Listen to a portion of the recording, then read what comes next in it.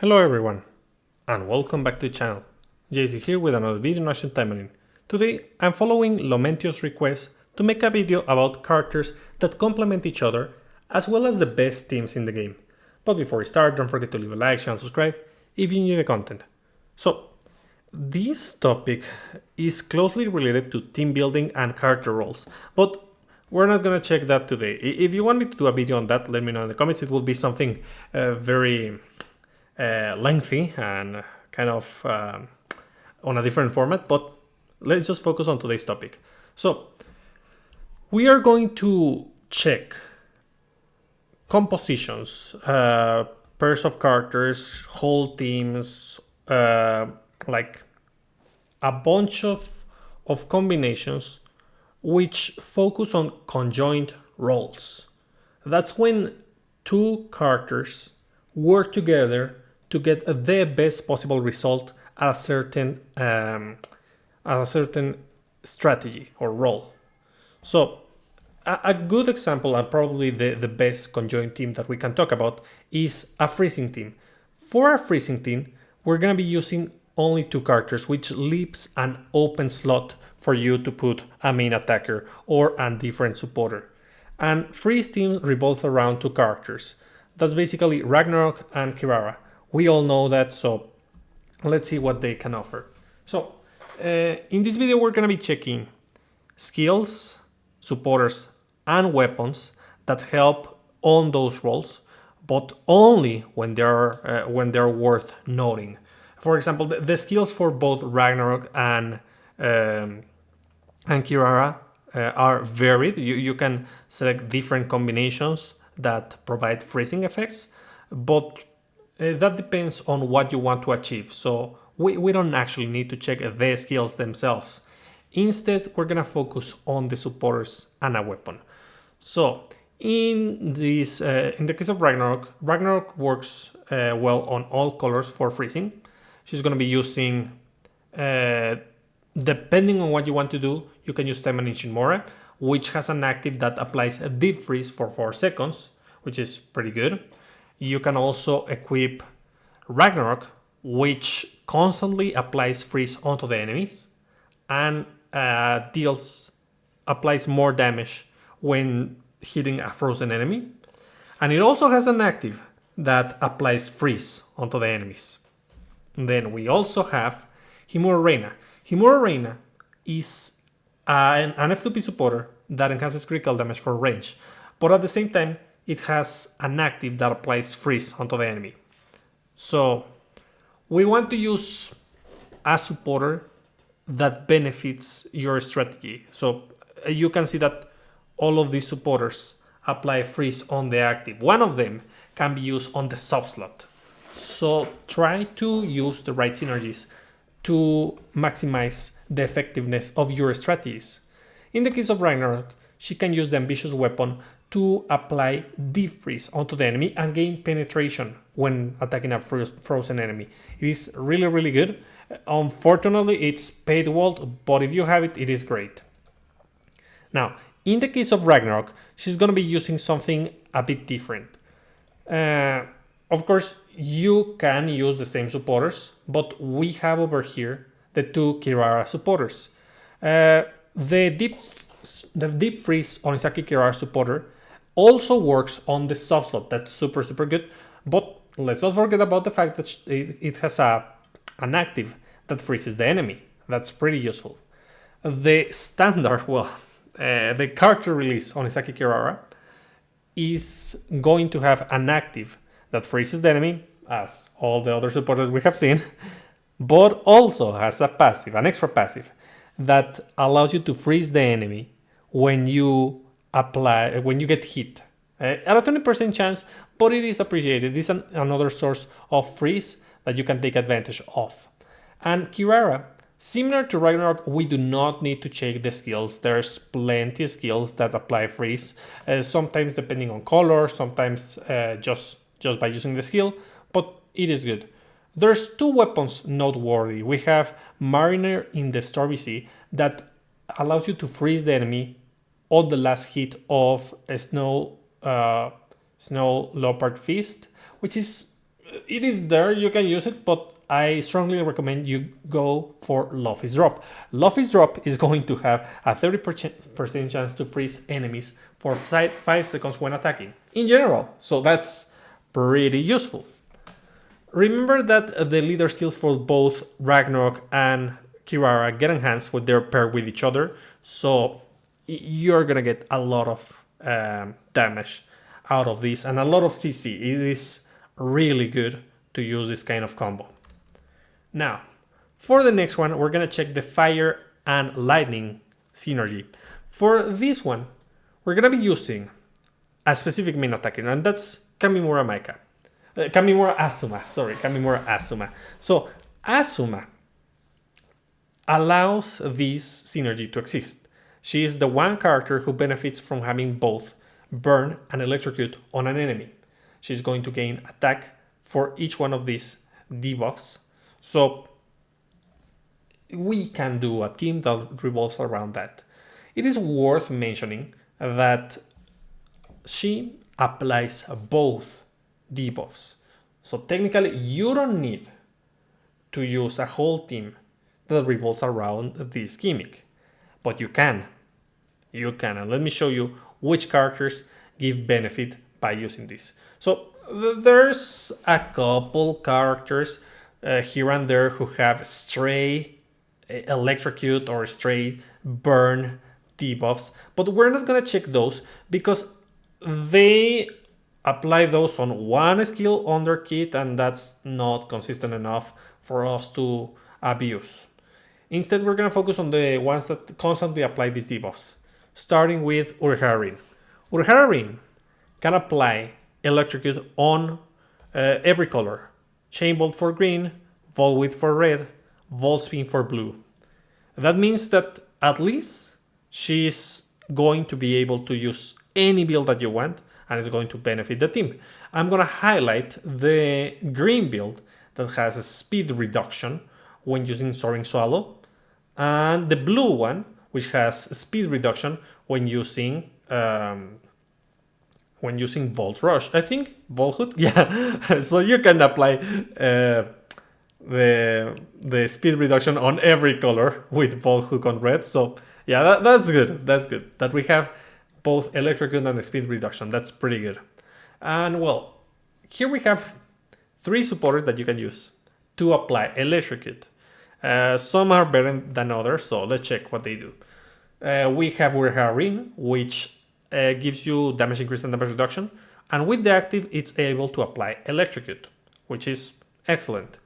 We have Lightning Sonic Urharin, which applies electrocute with the active and also is able to break super armor of the enemy every 15 seconds when the enemy is electrocuted. That's pretty good, pretty decent, and also gives a ton of damage.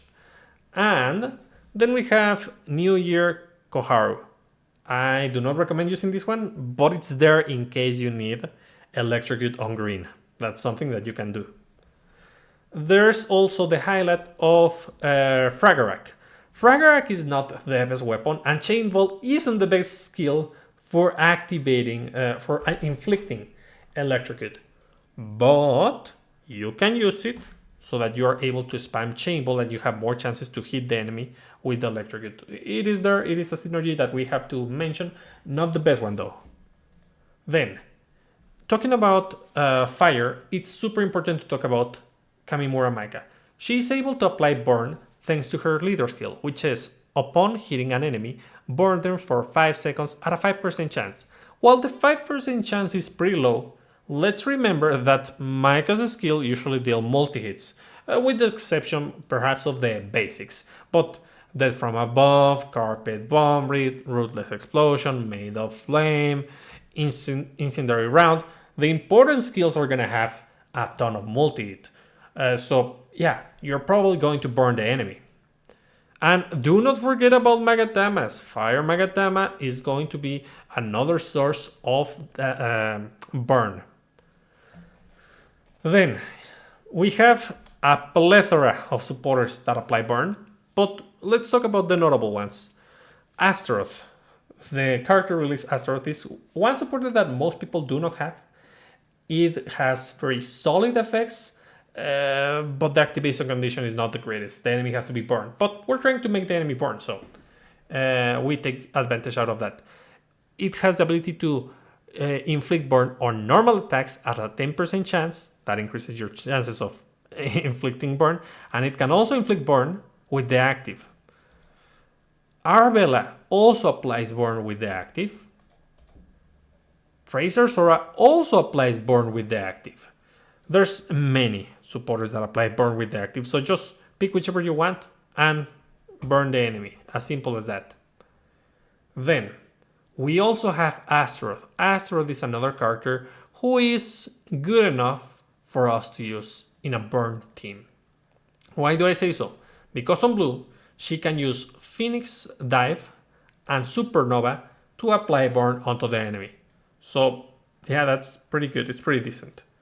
Use these combinations in order to maximize the damage of Asuma. Now, after that we have the Disarm synergy. This is pretty good, but there's an issue. The issue is that it relies on a weapon that you cannot get unless you get a very rare voucher or you buy the Shadow Fairy Sakura pack. So whichever you do, good luck with that, because getting copies of this is kind of hard. But if you have the weapon, if you were lucky enough to participate in the campaign, this weapon allows you to disarm the enemy with basic attacks using Sakura. It is busted. It used to be very good. People have forgotten about the disarm strategy, but still pretty viable. The only disadvantage is that the enemy can walk away from you, and then you have to go after them and continue hitting them. But other than that, they are not going to attack. With some exceptions, though. There are some exceptions that forgo the disarm debuff. Let's see. So we have Sakura, who is able to use this. And for supporters, we have Nodoka and Tatsumi. So these are not the best supporters, but they are all supporters. One of them being F2P. So probably you can use it. With a 54-second cooldown and 10%, I am used to percentages. So 54-second cooldown and 10-second, you get a 10-second disarm. That's usable. I won't deny that it's usable. And on the other hand, we have Tatsumi. She is permanent gacha. She only has 53-second cooldown and 8-second disarm. That's, it's there. You can use it in case you don't have better options. But we do have better options, and let me show you. So the other character that you have to take advantage of when you're doing a disarm strategy is going to be Fumasaika. Why? Because she has Takeover. Takeover is one of the best skills in the game, period. But it has a very long cooldown because of that. So on an 18-second cooldown, she has an extreme dodge that disarms the enemies. And on top of that, is going to provide some kind of buff to Saika. It is pretty good, pretty busted. And if you want to over-rely on this skill to disarm the enemy, it's very important to use Lan Shan to reduce the cooldown. Or maybe you can use something like Tempest Lina, or even Wild West Francis on the main. Now, for more supporters that apply disarm, we have Francis. Francis is going to have a 10% chance to disarm the enemies for 8 seconds when performing normal attacks every 15 seconds. That doesn't sound that great, and it's true, it's not that great, but it depends on who you're equipping this to. Because if you have someone who has fast multi-hit basics, Felicia, they can just keep the enemy stun lock. Well, it's not a stun lock, it's disarm, but you know what I mean. And well, we have the classic Tachibana. Tachibana is a very popular supporter. It used to be very, very popular on VR when disarm strategies were a thing. She increases damage against disarmed enemies and has the ability to disarm the enemies for 10 seconds on 52-second cooldown. That's good. But that's not it. We have another thing, another character who can take advantage of the disarm, and that's Natsu. Natsu is a little bit niche because she's going to be using Drifting Illusion.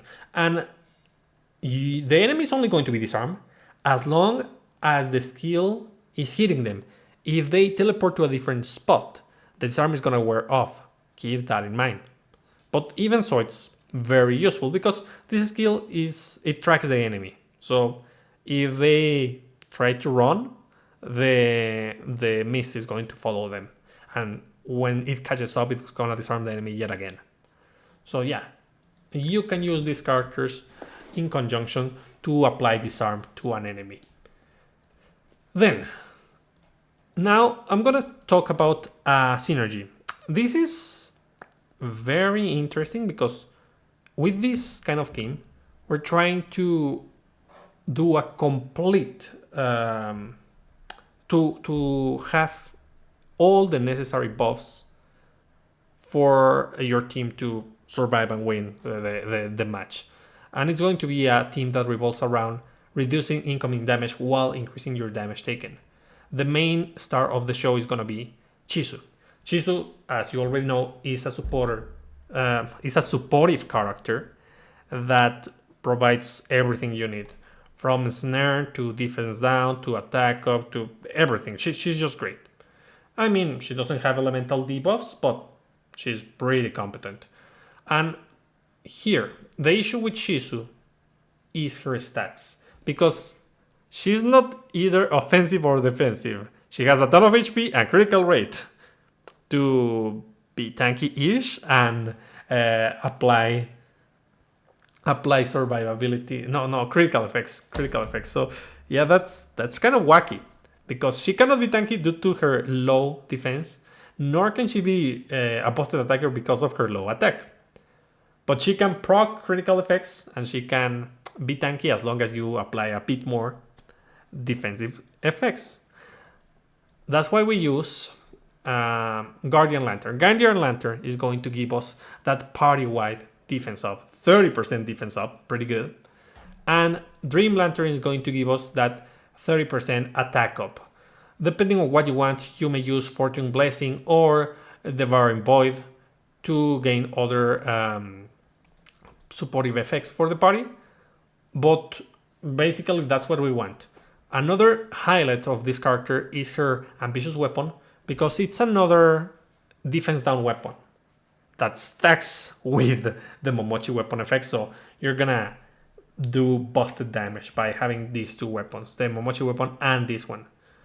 So let's see. No supporters, because you can go whichever color you want, fortunately, because another highlight of Chisu is that the most important effects are on the main effect of the skill. You can even mismatch the skills on Chisu, because you get the most benefit just by having certain skills. Like this defense down is just amazing. The attack up, like it doesn't matter the color, you just get the good effects by equipping the skills. And who do we pair with Chisu? Because as I mentioned, she gains the defense, but that's not enough for her. She needs more. Even so, you don't want to stack a bunch of defense up onto a character, because the more you add, the less effective they are. So what you want to do is that you want to add Natsu into the mix. What does she offer? What can she do? Well, on blue, she does something very particular. Smoke Cloud and Restoration Smoke are going to give Fortitude. That is a chance to ignore a hit. Basically a pseudo invincibility. At max is 60% chance to avoid an attack. It's pretty decent, because you make Chisu tanky by herself, but it's not enough. But if you dodge attacks every now and then, she's gonna feel tankier just by doing this. And you're not reducing the effectiveness of that defense up. So it's a pretty good thing to do. Unfortunately, we do not have that many supporters that provide fortitude, and the ones that do so, sometimes it's only for that character, sometimes they have like awful activation conditions. So I strongly suggest that you just use the base skills for Natsu, and don't try to use a supporter that provides party-wide fortitude. It's kind of wacky to do that. And don't forget, if you're using those two, Chizu and Natsu together, you probably want to use the rebellious weapon, the Momochi weapon, on Natsu, so that you apply those two defense down onto the enemy. Another character that we have to add into the mix when talking about reducing incoming damage, but not getting more defense up buffs, is Ingrid, Blue Ingrid. Why do I mention Blue Ingrid? Because she has an attack down, well, two kinds of attack down, and that's pretty good. So if we check the debuffs over here, the debuff icon, we're gonna see Hellfire, which is Ingrid's unique debuff, and this reduces attack while dealing damage. So that's fine and dandy. It is a hefty attack down, and on top of that, she has the ability to apply an attack down. With Evil Flare on blue, she's going to have a 30% attack down, and with Piercing Dragon, she applies Hellfire onto the enemy. So that's a lot of attack down. It is pretty good. Unfortunately, there's not that many supporters that apply Hellfire. I do not recommend that you try to look for supporters that apply Hellfire. But there are some supporters that give defense down, not defense down, attack down onto the enemy. So you may look at those. Then, the Hyper Slow strategy. So Hyper Slow is a very simple strategy, but nowadays people can forgo this strategy by just using Oboro. Where is Oboro? Here is Oboro. Because Oboro is basically 100% speed reduction while not being speed reduction. But let's say that you actually don't have Oboro or don't want to use Mind Control because you want to take advantage of all your weapons, all your supporters, all your characters, and you want to build this super slow team. So what can you use? There's a plethora of characters that you can use, but I'm gonna highlight some of them, starting with Asagi. We know Asagi is going to be useful for this because of the Kojinka effect of the leader skill, but it's not limited to that. We have Red Speed Control Asagi with Munika, with Soeka, and yeah, basically Munika and Soeka are both going to be speed reductions that you can apply onto the enemy. Very hefty speed reductions at that, so definitely worth using. We also have the Blue Phantasma. Yeah, Blue Phantasma is something that most people do not use, but it is there, it is worth it, it is usable. Oh, wait. I almost forget about the red supporters. Let's talk about those red supporters that you can use for speed reduction. So, of course, we have Spinel, which is a 100% speed reduction. It's only 5 seconds, sure, but it is 100%. That's pretty good. We also have the Flower of 20 Years Asagi. That's another one that is going to decrease the speed of the enemy. And we also have Indomitable Fumak Tokiko with another constant speed reduction onto the enemy. Pretty good. These two you can use on the subslot, while this one has to be on the main. Now, talking about that Blue Phantasma. What does Blue Phantasma offer? Well, she has 3 skills that apply speed reduction. That's pretty good. You use Slash Horror, Twister Dance, and Impaling Terror. And basically the enemy is going to stop moving. Then, we have supporters like Lilim. We have supporters like Sakuya. This on the main. Careful. Both of these supporters on the main. And we have a green supporter that also applies speed reduction on the subslot. And that's going to be Phantasma. Who would have guessed, right? Who would have guessed? We also have a character that we can use for green builds when doing speed control. And that's going to be Murasaki. You know it. Murasaki is just busted pretty good. Like, she's just great. And for this, we're going to be using basically 2 things. Tentacle Anchor and Tentacle Mine. Both of these skills are going to provide hefty speed reductions. And Tentacle Mine on top of that is going to give us a hefty defense down. For speed reduction on green, we have Vacation Lydia Barretta with the active on a 30-second cooldown. And we also have Torajiro when facing human enemies. Not my favorite, but it's usable. So it's something that you can take into consideration. For other notable characters that we should be using for speed control teams, we have Red Emily with, over here, Drone Shocker and Ground Shocker. We also have Blue Shisui. Let's go with Blue Shisui. Blue Shisui is going to be using Guardian Charge. No, not blue. I think it's red. Red Shisui. Red Shisui is going to be using Guardian Charge and Arrow of Light. The one that goes blue is Shizuru. So Shizuru is going to be using Chasing Strike, Whip Shot, and Plant Wall.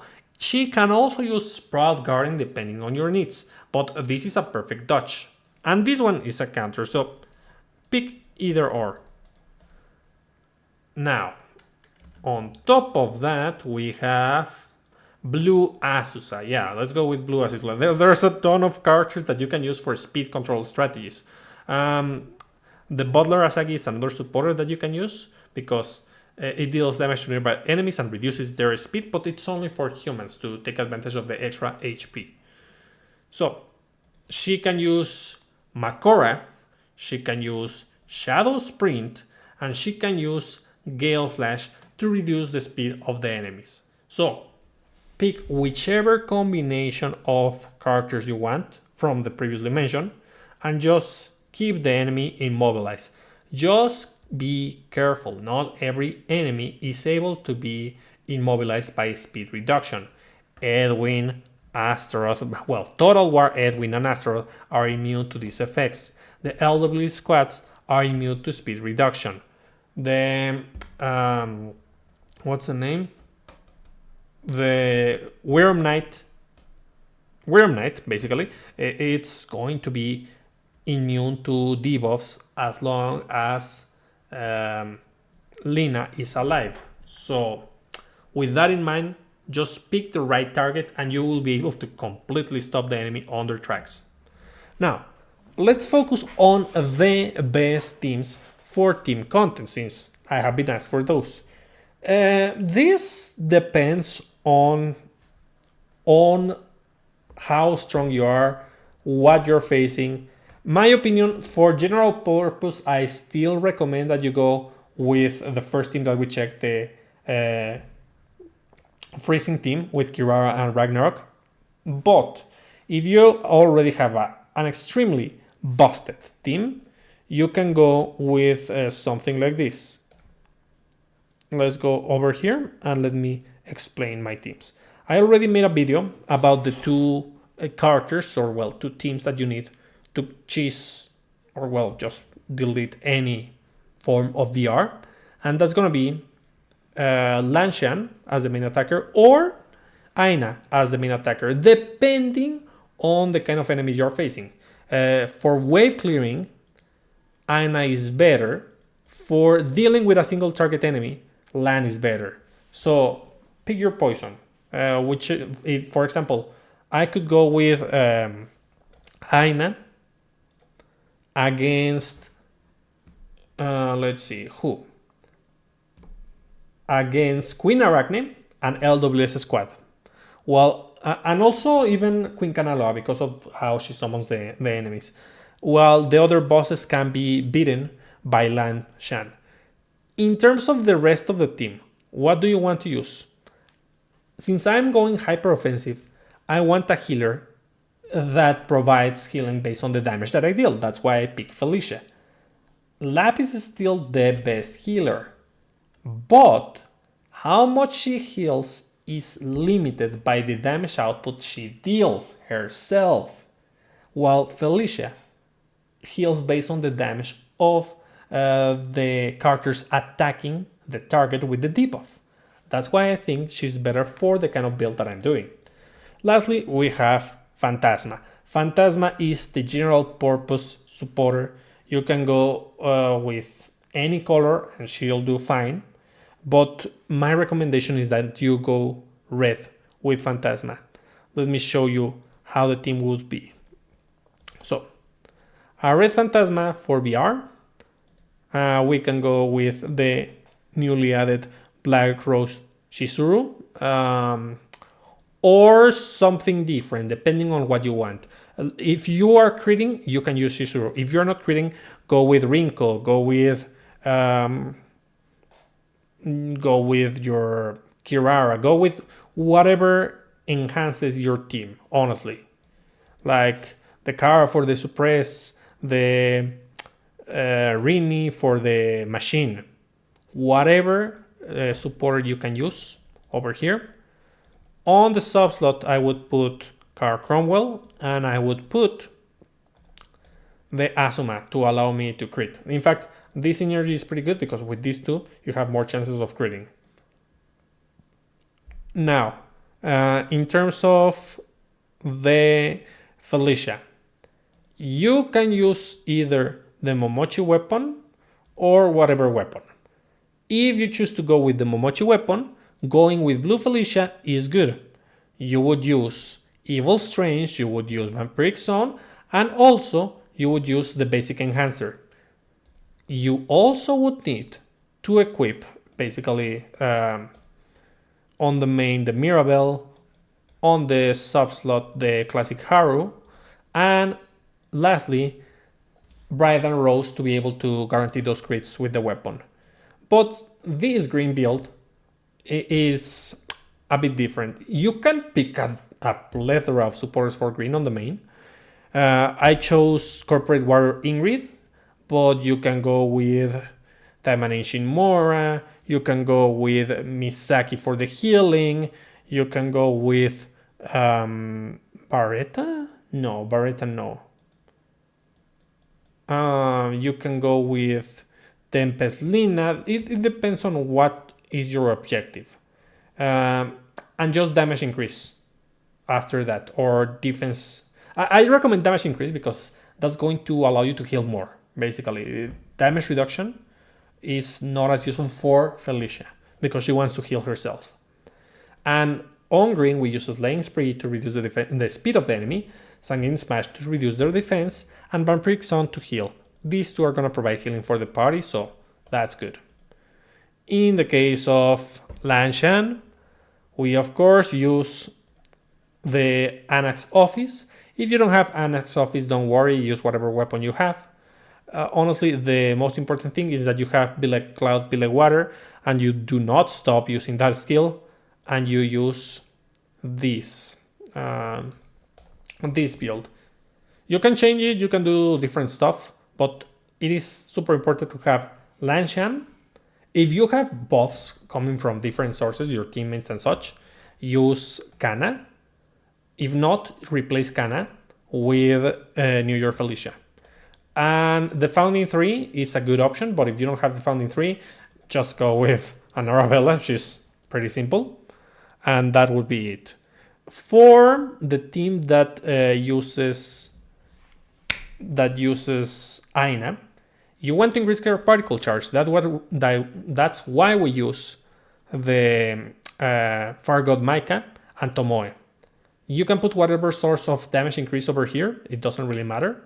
You can put Kawaru, Akane, whatever is fine. Over here on the weapon, you can use either... there's 3 options, but the optimal would be the first 2. So the renewal weapon, of course, is the best option. If you don't have the renewal weapon, you can use the summer weapon. That's the second best option. Last would be the snake weapon. I do not recommend that one because of the low stats, but it's there for particle charge so that you can abuse the ultimate. And we use the basic enhancer to have more particles and bullet storm. That's all you need, basically. This is just their cost, but I don't need it.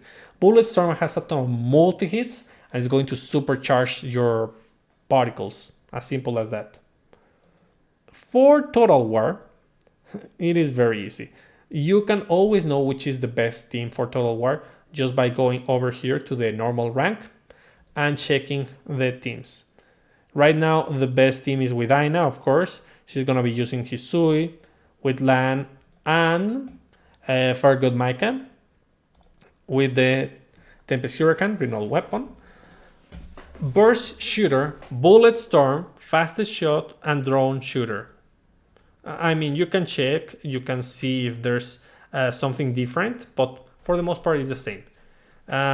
Of course, we have Shizuru. Shizuru is going to be using her own supporter, Black Rose Shizuru. She's going to be using Outlawed Kara Cromwell, Sword Dancer Asusa. She's going to be using the Momochi weapon with Rose Rondo, Whip Shot, Whip Grip, Plant Wall. Plant Wall is not necessary, but it's there. Okay, let's see. What about you? Do you have Plant Wall? He also has Plant Wall. Okay, nice. What about this one, Chisu? We know that Chisu is just the best supporter out there. She's going to be using Taimanin Shinmora, Mirabelle on the subslot because this provides a hefty defense down on a 20% chance when dealing critical hits. And Yellow Yaksha White, so that's another hefty attack up for the party. We use the Ambitious weapon, of course, yeah, you know it. And this person uses Genesis Slash. I don't like Genesis Slash, but it's there because of the short cooldown. Reduce the speed of the enemy. Yeah, I don't like it because this particular boss, it's immune to speed reduction. Dream Lantern for the attack up. Radiant Mantra for the ensnare. And Fortune's Blessing for the super armor for the party. Very, very important.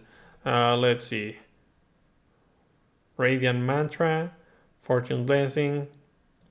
Yeah, everyone uses Slash. I don't like Slash. I would rather use the pure green skill, but to each their own. And that's about it, guys. Let me know in the comments what you think. Let me know in the comments if there are some other synergies that you know about, what synergies you use, and what combinations of characters you use. I didn't delve into like very simple stuff, like using a taunter, aka Murasaki, along with a range attacker, because you can substitute both the range attacker and Murasaki for other people who perform that role. That's more of a role talk than a synergies talk. So, anyways, that's about it for today. I hope you find this useful, and I'll be seeing you next time. Bye!